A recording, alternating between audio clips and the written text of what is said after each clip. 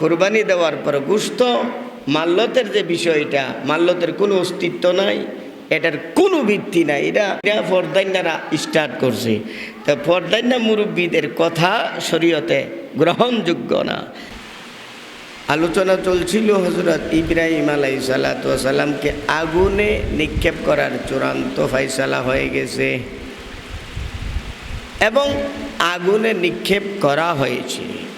আল্লাহ বলেন, কুলনা ইয়া নারু কুনি বারদাও ওয়া সালামান আলা ইব্রাহিম, আগুন আমার বন্ধু ইব্রাহিমের জন্য তুমি শান্তিদায়ক ঠান্ডা হইয়া যাও।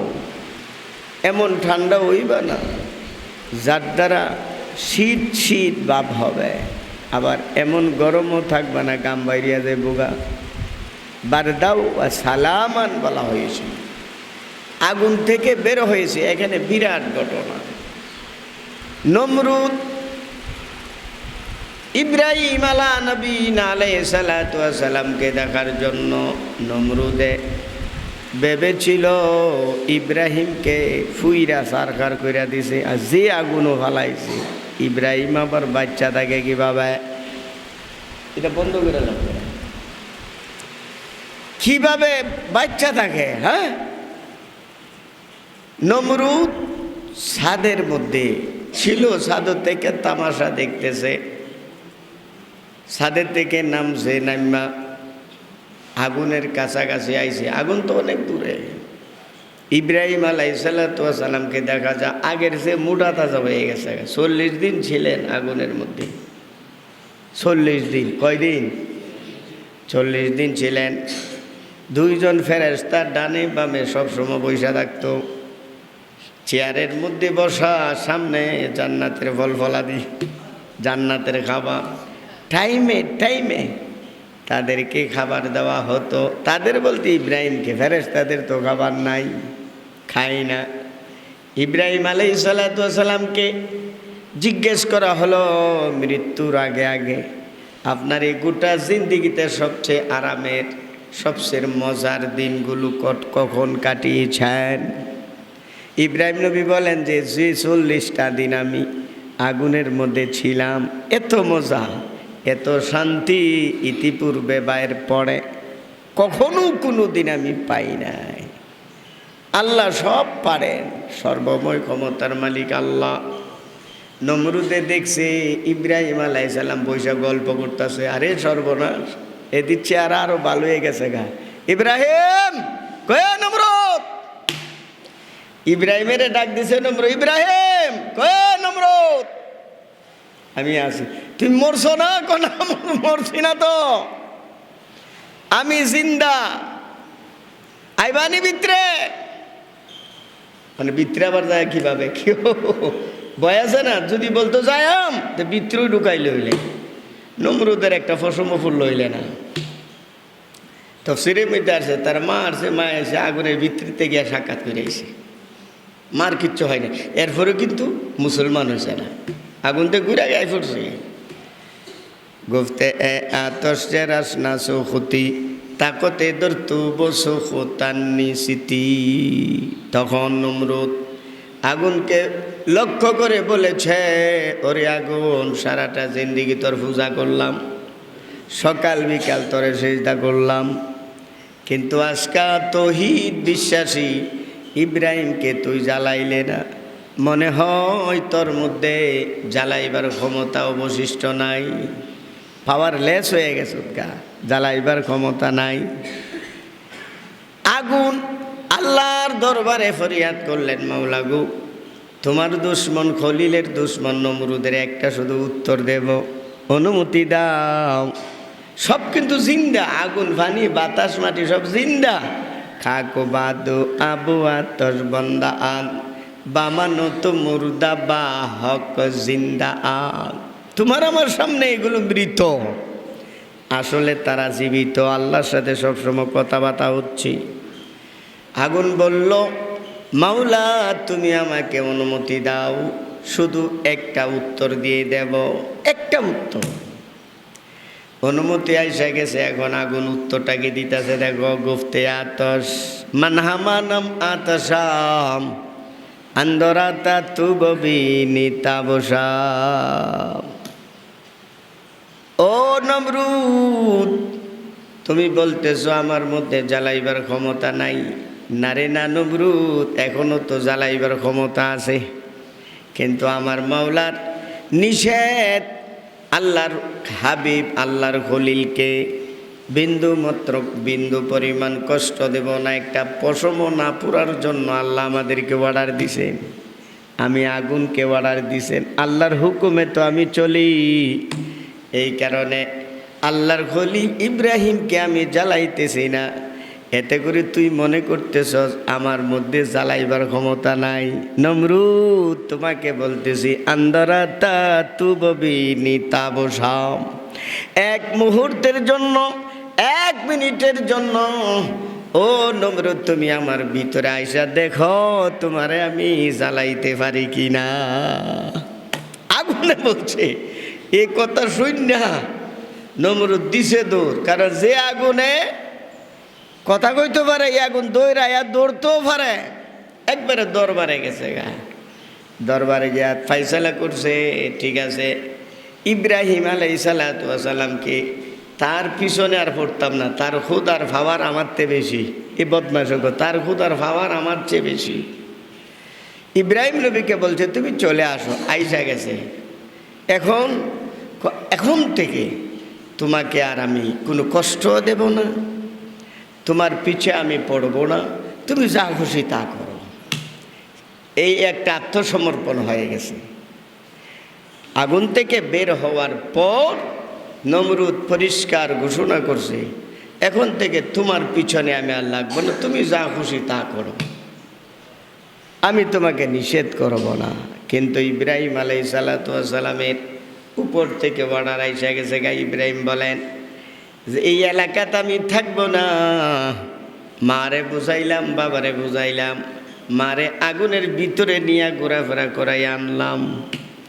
এরপরেও মা মুসলমান হয় নাই, বাবা কলমা পড়তে রাজি না, তোমরাও একজনও কলমা পড়তে রাজি না। আমি আর এই এলাকায় থাকবো না, তোমাদের দেশে থাকবো না, আমি চলে যাব, এমন জায়গায় যাব যেখানে গেলে আমি নিরাপদে আবাদত বন্দিগি করতে পারবো এবং মানুষদেরকে আল্লাহর দিকে আহ্বান করতে পারবো। এই কথা বইলা উনি রওনা হয়ে গেলেন। যাওয়ার পথে আল্লাহ বলেন ওয়াকালা ইন্নী যাহিবুন ইলা রাব্বি সায়াহদিন, আমি আমার প্রভুর দিকে যাচ্ছি, উনি আমাকে রাস্তা দেখাইবেন। ওনার কোনো সন্তানাদি ছিল না। যাওয়ার পথে রাস্তায় অনেক ঘটনা ঘটছে। এক বদমাস লম্পট বাদশাহ ইব্রাহিম আলাইহিসসালামের সাথে ছিল তার স্ত্রী বিশ্ব সুন্দরী সারা। সারাকে দেখে তার লোভ লাগা গেছে। একাধিকবার চেষ্টা করছে তার ইজ্জত হনন করার জন্য। যতবার চাইছে ততবার সে প্যারালাইসিসে আক্রান্ত হয়ে গেছে গা, অবশ হয়ে গেছে গা। একবার, দুইবার, তিনবার চেষ্টা করার পর ওই জালেম বাদশা বলতেছে কারে আমার কাছে আনছ, তৈল শয়তান। এমনে বালা যখন তার দিকে হাত বাড়ায় আমার হাত অবশ হয়ে জায়গা, যাও তাকে নিয়ে যাও। ওই জালেম বাদশা তার মেয়েকে খেদমতের জন্য, কেউ কেউ বলেন তার বান্দিরে খেদমতের জন্য হযরত সারাকে দিয়া দিলেন। গুপুরা ঘটনা ইব্রাহিম আলাইহিসসালাম কামরাতে বসে বসে দেখতেছে, সিসি ক্যামেরার মতো সব দেখতেছে। কয়বার যে হাত বাড়াইছে এটাও দেখছি, তার শরীরে টাচ করতে পারে নাই যে এটাও দেখছি। হযরত সারাকে যে মেয়েটাকে হাদিয়া দেওয়া হয়েছে, মেয়েটার নাম ছিল হাজারা। ইব্রাহিম আলাইহিসসালামের কাছে আসার পরে স্বামী কোনো অসুবিধা নাই, আপনি কোনো চিন্তা করেন না, আমি ওখানে যাই আল্লাহর দরবারে দোয়া করছি, মাওলা গো জীবনে কোনো দিন পর পুরুষের হাত আমার শরীরে লাগে নাই, আমার স্বামী নবী, এই বদমাস যাতে আমার ইজ্জতের উপর আঘাত না করতে পারে ব্যবস্থা করো। তো আল্লাহ ব্যবস্থা করে দিছে। যাই হোক, ইব্রাহিম নবী বলেন তোমার বলতে হবে না, আল্লাহ আমার সব আয়নার মতো দেখাই দিছে। সুবহানাল্লাহ। চলে গেলেন, ওই অনেক দূরে চলে গেছে। কত দূরে? শাম দেশে। শাম দেশে, ওই শামের মধ্যে বর্তমান যে বাইতুল মুকাদ্দাস, বর্তমানে সিরিয়া বলা ফিলিস্তিন, ফিলিস্তিনের মধ্যে বাইতুল মুকাদ্দাস, ওখানে উনি পরিবারকে নিয়ে অবস্থান করলেন। সন্তানাদি নাই, সারার বয়স হয়ে গেছে এবার, কিন্তু সন্তানাদি হয় নাই। আল্লাহর কুদরত, ও যে মেয়েটারে হাদিয়া দিছি, এই মেয়েটারে বিয়া পড়াই দিছে ইব্রাহিম আলাইহিস সালামের সাথে। তা আমার হাদিয়া দিলে আমি এটাতে কী করব? আমার যেহেতু সন্তানাদি নাই, বিয়া পড়াইলাই, হতে পারে তার থেকে সন্তান হবে। সন্তান তো হয়ে গেছে একজন।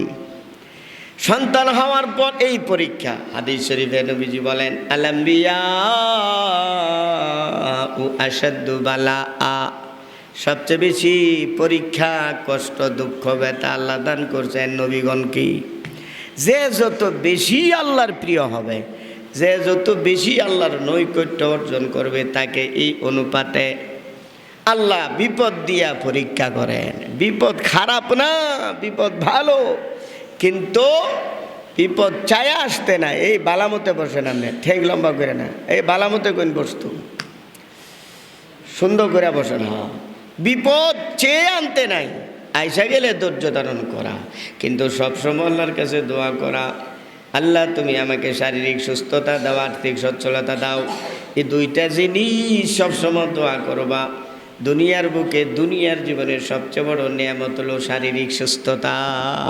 দুনিয়ার মালিক হইলা শৈল বালা না, লাভডাইলে কি হইব? ক্যান্সারে আক্রান্ত হাসপাতালে পড়া আসো, দুনিয়ার মালিক, লাভডা কি হইল? এই জন্য শারীরিক সুস্থতা, আর্থিক সচ্ছলতার জন্য সর্বদা আল্লাহর কাছে দোয়া করা। বাচ্চা তো হয়ে গেছে, আল্লাহর পক্ষ থেকে ঘোষণা আসছে, ও ইব্রাহিম, একমাত্র তোমারই ছেলে, নাম তার ইসমাইল, বনবাসে রাখতে আসো। যেটা বললে বুঝেন আর কি আপনারা, বনবাস এমন জায়গায় রাখতে আসো যেখানে মানুষ টানুষ কিচ্ছু নাই, জীব জানোয়ার কোনো কিছু নাই। হযরত ইব্রাহিম আলাইহিস সালাতু ওয়াস সালাম বাচ্চাটাকে রইছে, তার মারেও নিছে।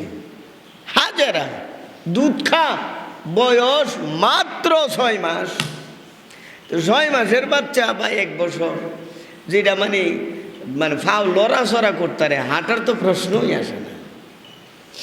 ওই ছোট পিচ্চি বাচ্চা, দুধের শিশু বাচ্চাকে লইয়া শুধু এক ঠিলা পানি, এক কলসি পানি, কলসিরে বলা হয় মাসকিজা, চামড়ার বানানো, যেটার মধ্যে পানি রাখা হয়, এখনো আছে আরবের মধ্যে।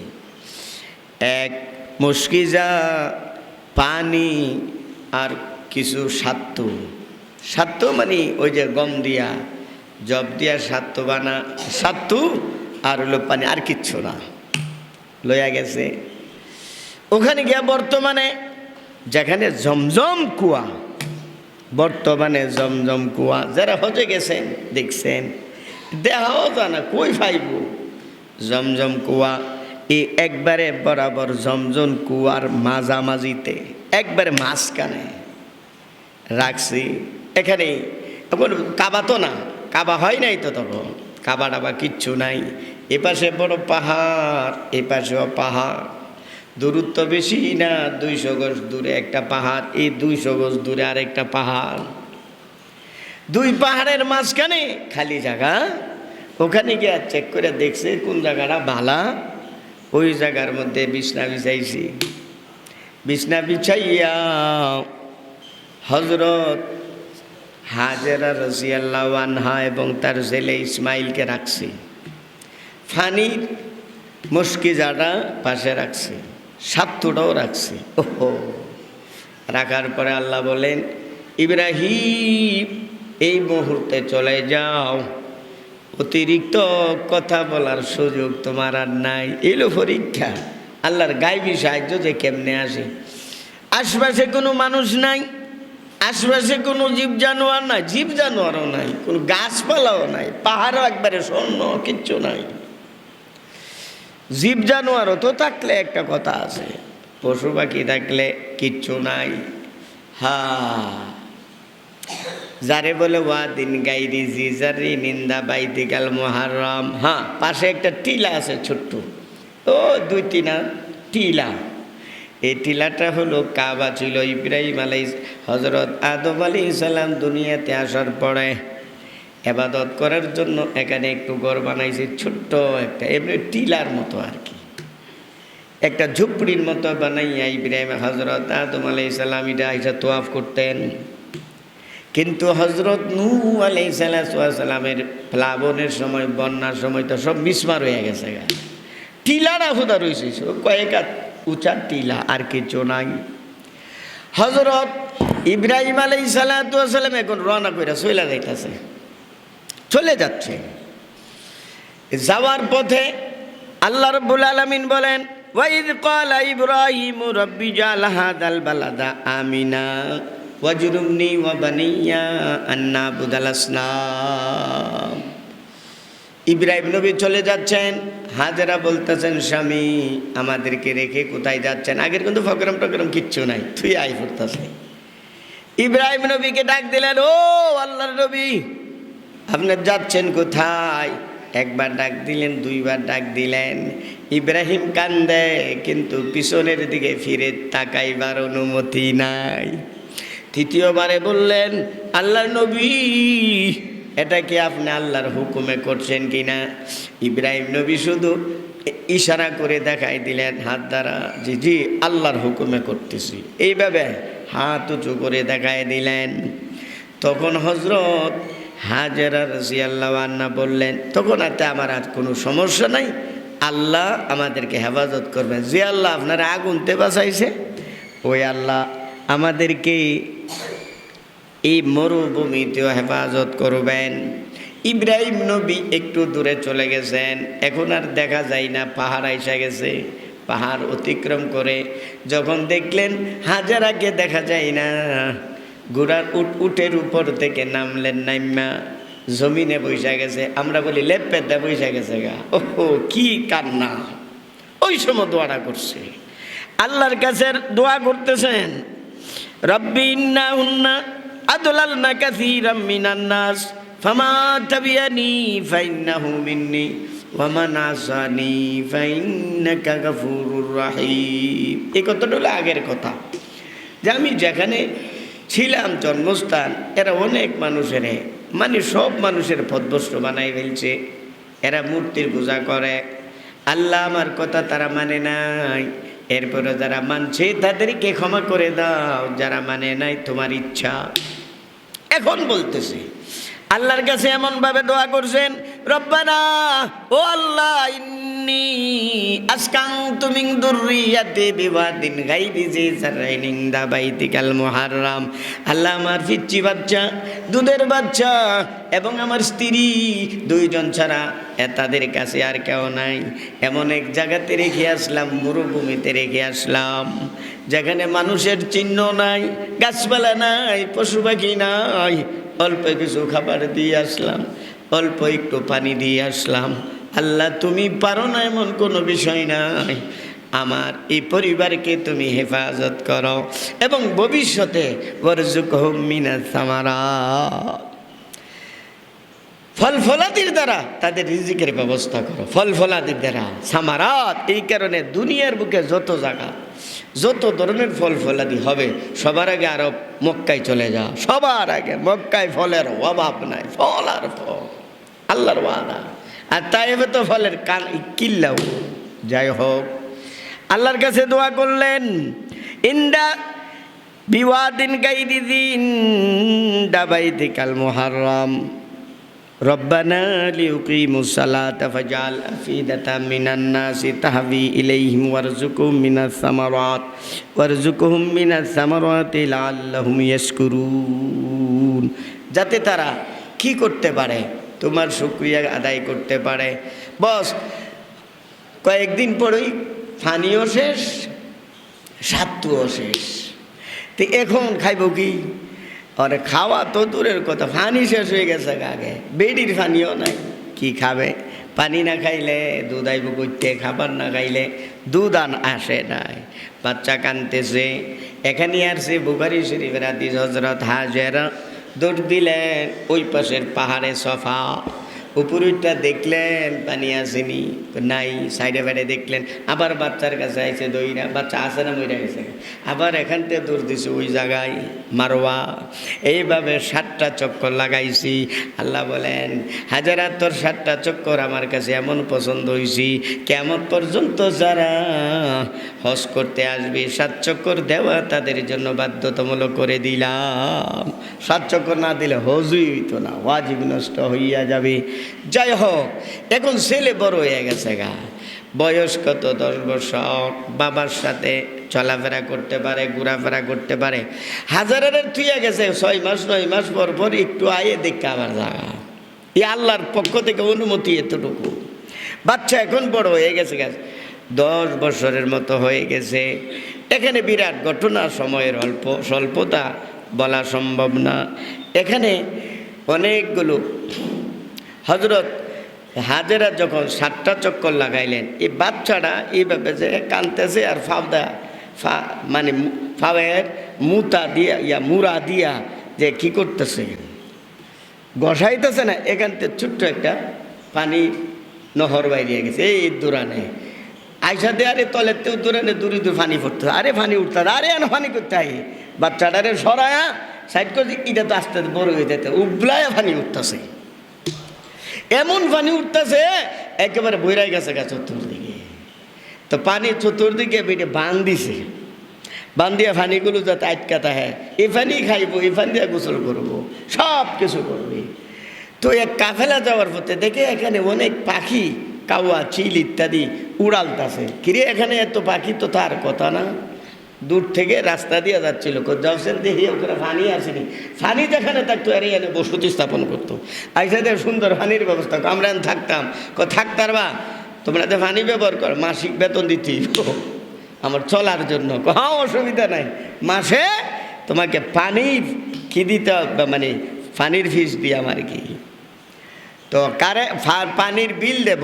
এ বিল আরম্ভ করছে উঠানো, আস্তে আস্তে 1 জন 2 জন 5 জন করে ঘর বাড়ি, বিরাট বড় এলাকা হয়ে গেছে, সুবহানাল্লাহ। আর চলে কেমনে, ওই যে বিল আছে পানির বিল, সবাই এনতে আরামসে পানি খাইতেছে ভাই। যাই হোক, 10 বছর হয়ে গেছে। হযরত ইব্রাহিম আলাইহিস সালাম হঠাৎ করে স্বপ্ন দেখলেন। স্বপ্নটা দেখছিলেন 8 তারিখে। কয় তারিখে? 8 তারিখে। কি স্বপ্ন দেখছে আল্লাহ বলেন, ইন্নী আরা ফিল মানাম আন্নী আযবাহুকা ফানজুর মাযা তারা। হযরত ইব্রাহিম আলাইহিস সালাম 8 তারিখে স্বপ্ন দেখছেন, তার একমাত্র ছেলে কিন্তু একজন আর নাই, একমাত্র ছেলে ইসমাইলকে কুরবানি করতেছে। করতে দেখলাম এটা শয়তানের পক্ষ থেকে না আল্লাহর পক্ষ থেকে? এ সন্ধ্যের মধ্যে ছিল সারা দিন। এটাকে বলা হয় ইয়াউমে তারবিয়া, মানে সন্ধ্যের দিন। দ্বিতীয় দিন মানে 9 তারিখে আবার রাত্রে স্বপ্ন দেখলেন নিজের ছেলেরে কুরবানি করতেছেন। কয়েকক্ষণ এটার কনফার্ম হয়ে গেছে এটা আল্লাহর পক্ষ থেকে, এই জন্য 9 তারিখে বলা হয় ইয়াউমে আরাফা। আবার রাত্রে দেখছে, দেখার পরে হযরত ইব্রাহিম সালাম চিন্তা করলেন, এখন আর দেরি করা যাবে না, আমি আমার জীবনের চেয়েও আল্লাহকে মহাব্বত করি, ছেলে আর আল্লাহর অর্ডার বাস্তবায়ন করতে হবে। চলে গেলেন মক্কায়। স্ত্রীকে বললেন, হাজেরা তোমার ছেলেটারে সাজায় দাও, সাজায় দাও, তাকে নিয়ে আমি দাওয়াতে যাব, তাকে নিয়ে আমি কোথাও যাব। সাজগোজ করায় দিলেন। যাওয়ার পথে ছুরি লইলেন এবং কি লইলেন, রশির ব্যবস্থা করলেন, ছুরি লইলেন চুপচাপে, যাতে করে কেউ না জানে। যাওয়ার পথে 3 জায়গায় শয়তানে বাধা দিছি, 3 জায়গার মধ্যে শয়তানের প্রতি হযরত ইব্রাহিম আলাইহিস সালাম পাথর নিক্ষেপ করেছিলেন। প্রথম মার কাছে গেছে, মার কাছে গিয়া বলতে, তুমি তোমার ছেলেরারে দিছো জানোনি কুরবানি করবার লাগি? বাবা এ ছেলেরে কোনোদিন কুরবানি করতে পারে কি না? আরে না, আল্লাহর অর্ডার নাকি? আল্লাহর অর্ডার হলে আল্লাহর অর্ডার বাস্তবায়ন করবে, তোমার মাথা ব্যথা কেন? উত্তর একবারে সরাসরি মা উত্তর দিয়া দিছি। এরপরে ইসমাইল আলাইহিস সালামের বলতেছে কানে কানে, তোরে নিতাছে জবাই করতো, বাবায়ে জবাই করেনি ছেলেরে, আর আমার তো আর কোনো আমার তো ভাই বোন নাই, একমাত্র আব্বার ছেলে আমি। আরে আল্লাহ নাকি অর্ডার দিছে, আল্লাহর অর্ডার বাস্তবায়ন করতে গেলে আমারে যদি কুরবানি করতে আমি তো সন্তুষ্ট, তোমার মাথা ব্যথা কেন? 3 নম্বরে ইব্রাহিম আলাইহিস সালাম সরাসরি তারে ধোঁকা দিছে, ইব্রাহিম তুমি যা কিছু দেখছো এগুলো আল্লাহর পক্ষ থেকে না শয়তানের পক্ষ থেকে। এরপরে ইব্রাহিম আলাইহিস সালাম পাথর নিক্ষেপ করছে, জাগাত গেছে মিনাতে, বর্তমানে যে জায়গার মধ্যে হাজার হাজার লক্ষ লক্ষ কুরবানি করা হয়, 70 লক্ষ কুরবানি করা। ওখানে গিয়া আসল কথা কইছে, আব্বা আর কই যাইবেন দেখো বাজান কথা শুনো, ইন্নী আরা ফিল মানামি আন্নী আযবাউকা ফানজুর মাযা তারা, আমি স্বপ্নে দেখেছি আল্লাহর অর্ডার তোমাকে কুরবানি করছি, এখন তোমার মতামত কি? আব্বা জান ক্বালা ইয়া আবাতি ফাআল মা তু'মারু সাতাজিদুনি ইনশাআল্লাহু মিনাস সাবিরিন। আব্বাজান আল্লাহর অর্ডার যদি হয়ে থাকে আল্লাহর অর্ডার বাস্তবায়ন করুন, আমার মধ্যে কোনো অনীহা নাই, আমাকে ধৈর্য ধারণকারীদের অন্তর্ভুক্ত পাবেন, আমি রাজি আছি। শুইয়া গেছে, শুয়াইছে, ঘটনা লম্বা, শুয়াইয়া প্রথমবারে ছুরি লাগাইতেছে কিন্তু কাটে না, মনে হচ্ছে যে গলা ফাত্তর হয়ে গেছে গা। তাফসীরের মধ্যে আসছে বন্ধুরা, হযরত ইব্রাহিম আলাইহিস সালাম প্রথমবারে চেষ্টা করলেন, ব্যর্থ হয়ে গেলেন। ইসমাইল নবী বলতেছেন আব্বা বুঝে আসছি, আপনি যখন আমার দিকে তাকান তখন মহব্বত আইসা যায়, এই কারণে জোরে আপনি ছুরি চালাইতে পারেন না, আমার উহুদ কইরা শুয়ান। উহুদ কইরা শুয়াইছে, কাজ হইতাছে না। একবার হযরত ইব্রাহিম আলাইহিস সালাম রাগের বশবর্তী হইয়া ছুরিটারে মারিত ফালাই দিছে, কাড়ে না কেন?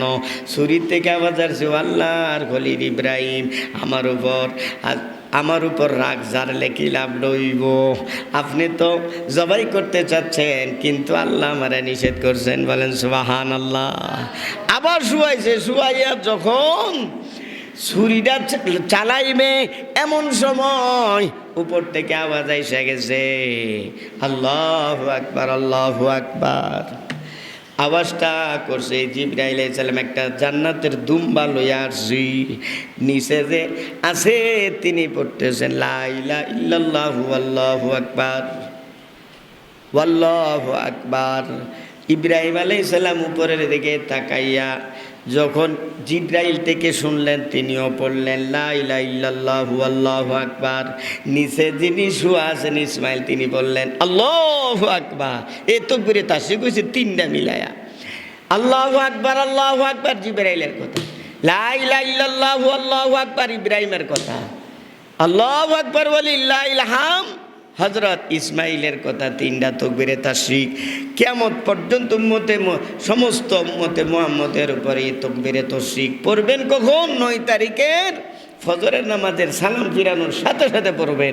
13 তারিখের আসর পর্যন্ত, আসরও পড়া শেষ। 9 তারিখের মানে জিলহজ মাসের 9 তারিখের ফজর থেকে স্টার্ট করবেন,